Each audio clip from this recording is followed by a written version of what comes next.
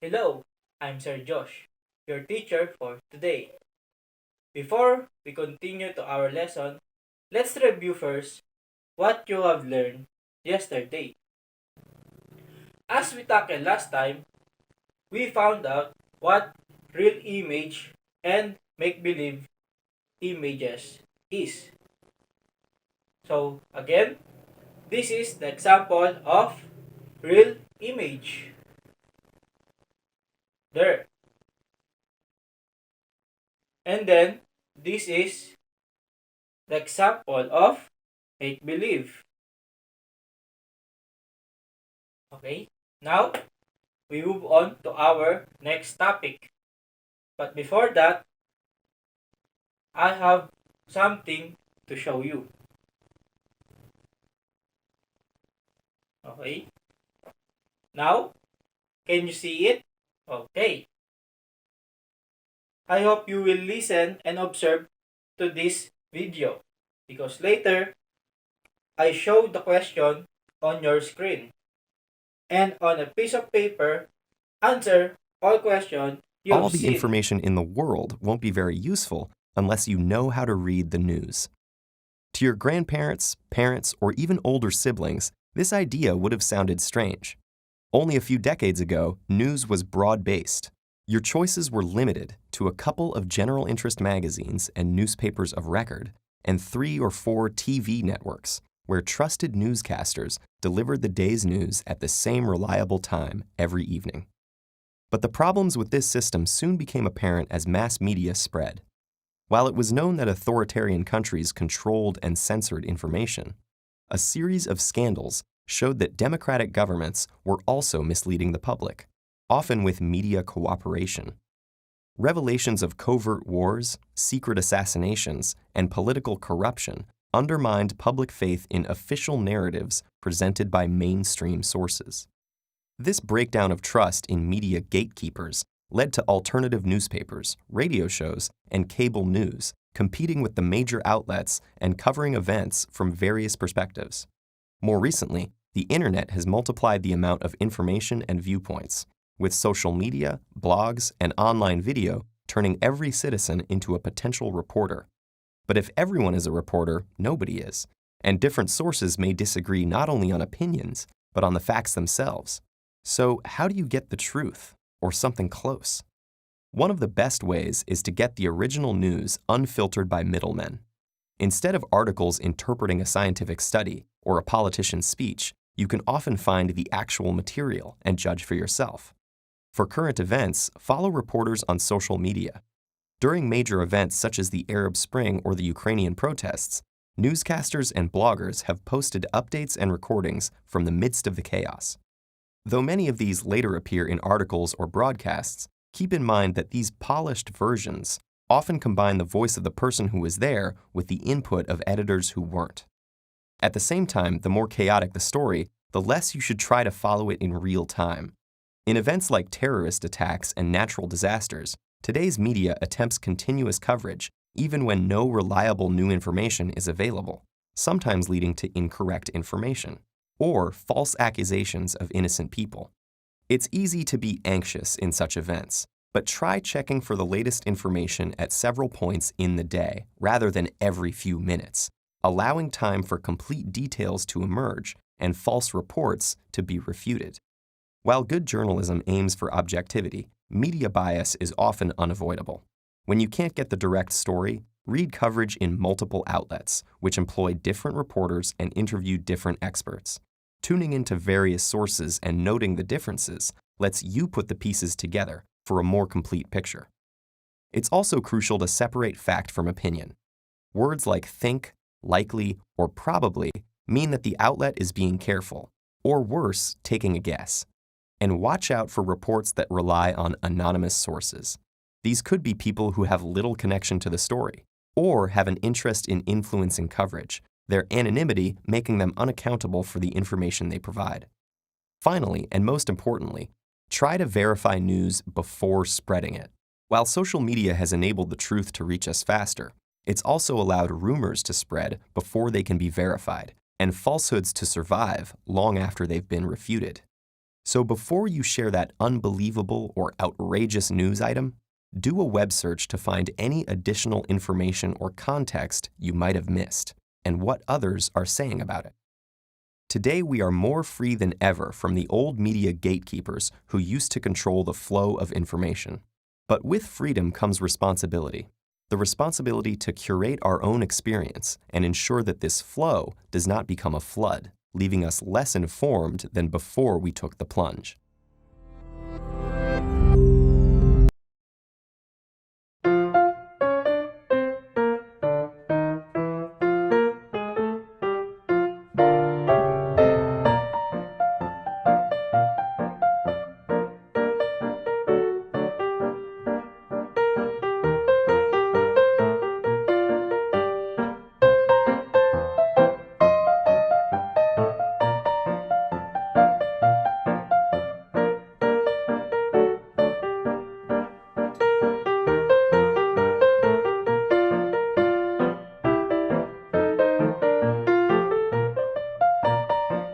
So for today's topic, we tackle about compare and contrast content of materials viewed to other sources of information. Okay? Next, what you have seen on your screen. Okay, the definition of terms of the word compare, contrast, print, online, and broadcast. Okay, everybody, let's read the definition of compare. Compare, finding similarities. Again, compare, finding similarities. Next, contrast.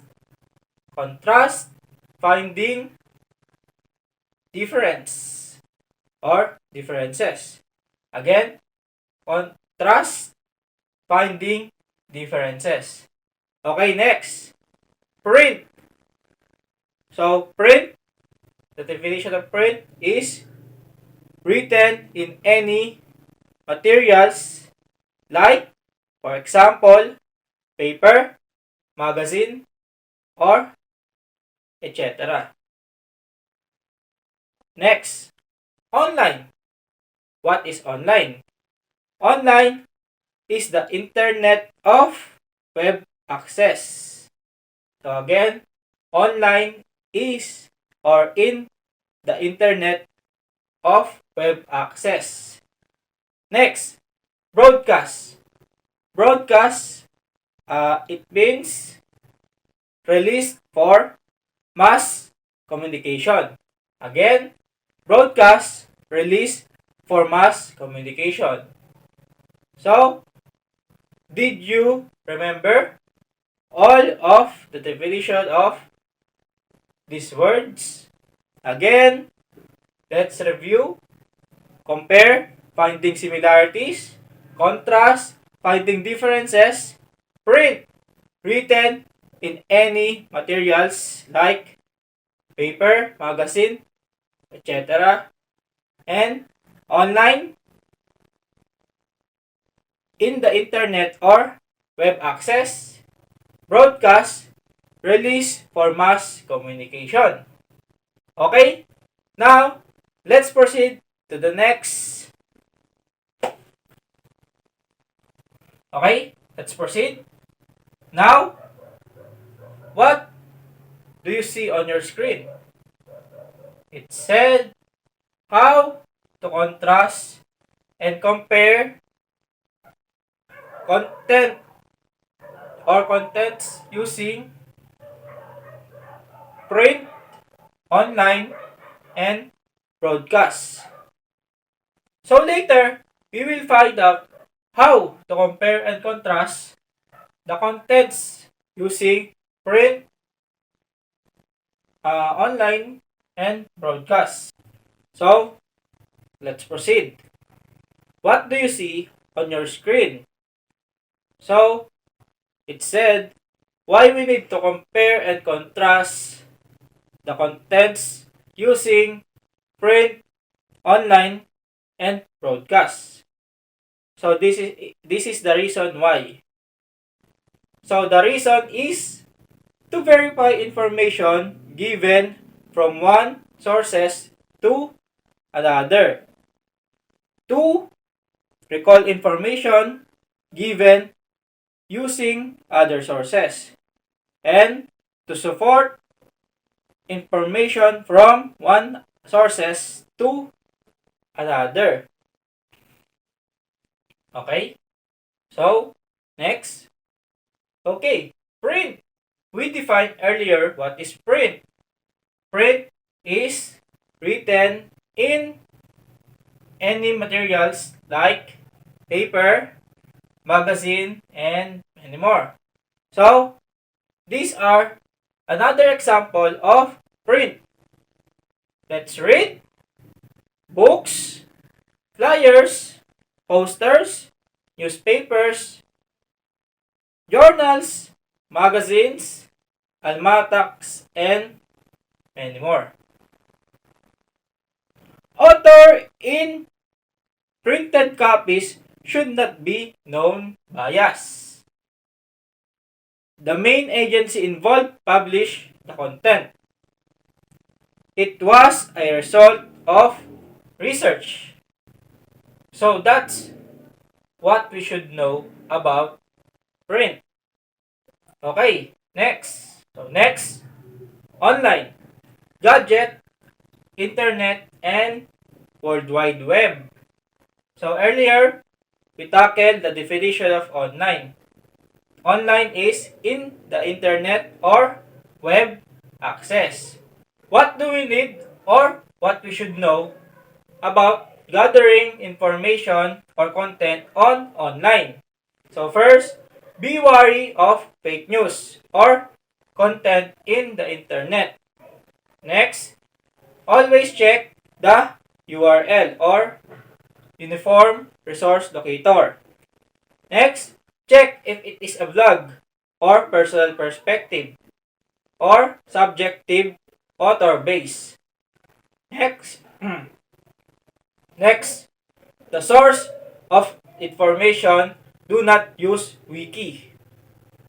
And next, never readily accept things posted in social media. And next, okay, lastly, look for the seals or marks authenticating the websites so that we know that they are legitimate. Okay, next, broadcast.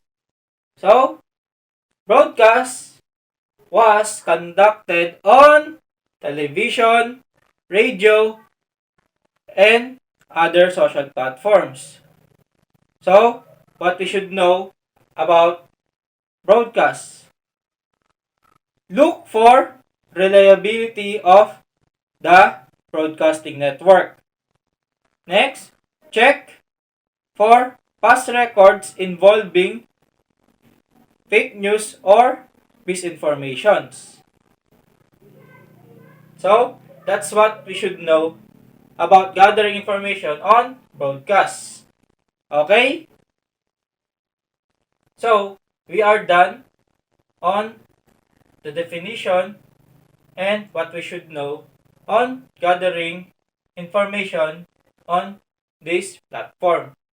So, let's proceed to steps in comparing and contrasting content. Okay? Do you see it on your screen? Now, everybody, let's read. Number 1, ensure you have access to sources of information. Number 2, verify the source of information. Number 3, list down important details from each sources. Number 4, use the Venn diagram to compare and contrast details written. Okay, so, sir, what is Venn diagram? So, let's tackle this. Venn diagram help to visually represent the similarities and differences between two concepts. Okay, if you have any question about our topic, you can email me or send personal message on my social media accounts. Okay, let's proceed to your activity. Okay, for your activity, I will present a question on your screen and answer it on a piece of paper. And after that, you can take a picture of your answer and send it by personal message. Don't send it on our group chat to avoid copying or cheating. It's clear? It is clear? Okay.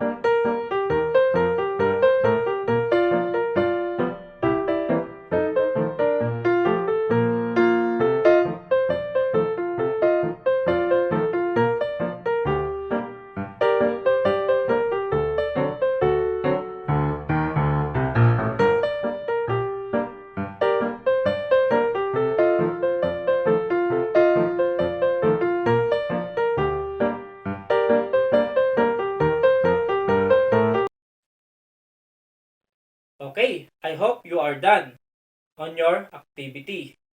So before we proceed on your quiz, let's review again what is print, online, and broadcast.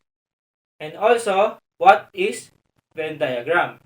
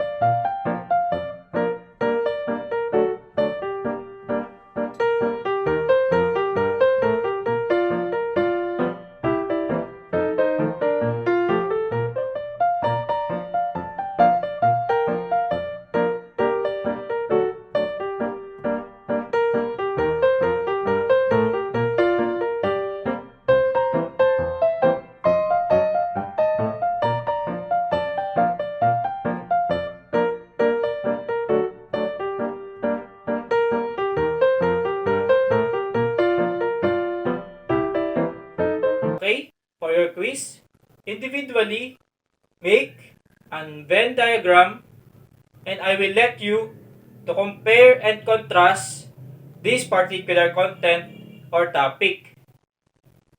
The first topic is online class. And the second is face-to-face class. Okay? After doing that, you will pass it on our group chat. If I caught you copying the answer of your classmate, automatically you will get 0. Everybody clear? Okay. Okay? And before we settle, please copy your assignments that I will present on your screen.